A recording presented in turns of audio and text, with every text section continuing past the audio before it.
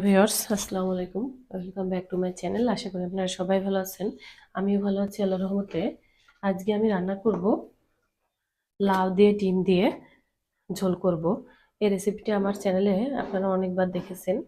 যেহেতু আমরা লাউ খেতে অনেক পছন্দ করি, এই জন্য আমি ঘুরে ফিরে লাউ দিয়ে ডিম দিয়ে আমরা বেশি খেতে পছন্দ করি। তার জন্য রেসিপিটি আমি আপনাদের সাথে আরও একটিবার শেয়ার করছি। প্রথমে আমি দুইটা ডিম এখানে ভেঙে নিয়েছি। ডিম দুইটা আমি যে বাটা মশলা করে নিয়েছি, এখানে বাটা মশলা নিয়েছি আমি পেঁয়াজ, রসুন আর কাঁচামরিচ। এখান থেকে আমি কিছুটা নিয়ে এটার ভিতরে দিব। দিয়ে এবার আমি দিয়ে দিব একটুখানি হলুদ গুঁড়া, দিয়ে দিব একটুখানি লবণ, দিয়ে আমি এটা সুন্দর করে ফেটিয়ে নিব। এভাবে ফেটিয়ে নিব।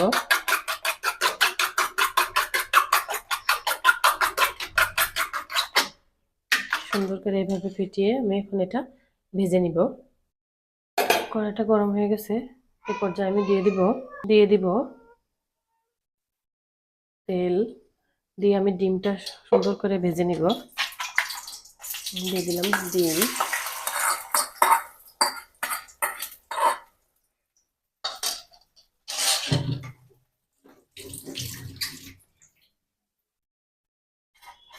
এখন আমি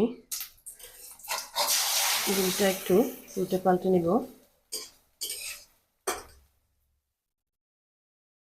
ডিমটা ভেজে উঠিয়ে রেখেছি, এ পর্যায়ে দিয়ে দিব খাঁটি সরিষার তেল।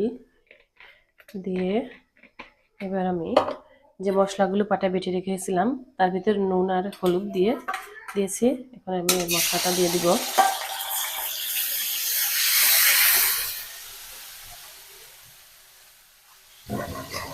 দিয়ে দিব হালকা একটু পানি। মশলাটা আমি সুন্দর করে কষিয়ে নিয়েছি। এ পর্যায়ে দিয়ে দিব লাউটা। লাউটা অনেক সুন্দর কচি ছিল।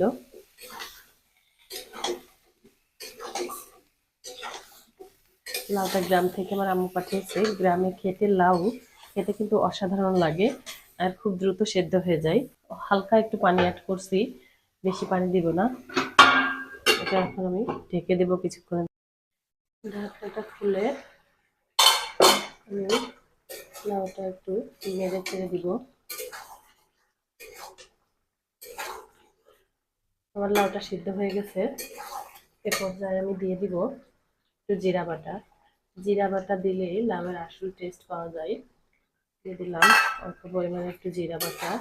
দিয়ে আমি সুন্দর করে লাউটাকে কষিয়ে নেব একটু হাইটে।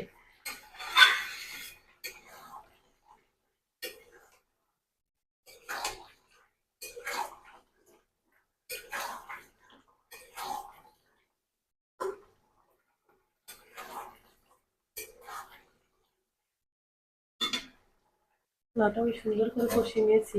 এবার দিয়ে দিব পরিমাণ মতো একটু পানি। দিয়ে দিলাম পানি।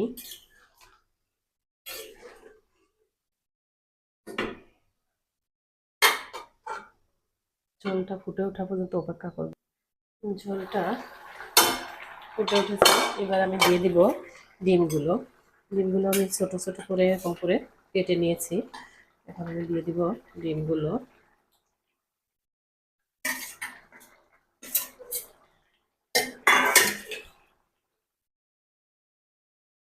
মাছ দিয়ে যতটা না খেতে সুন্দর লাগে লাউ, লাউ কিন্তু ডিমের সাথে বেশি মজা লাগে। কোন অঞ্চলে কিভাবে খায় জানি না, তবে আমাদের মাগুরা অঞ্চলে কিন্তু খুবই ফেমাস ডিম দেওয়া লাউ দিয়ে। আপনারা চাইলে বাসায় এইভাবে ট্রাই করতে পারেন, আশা করি ভালো লাগবে।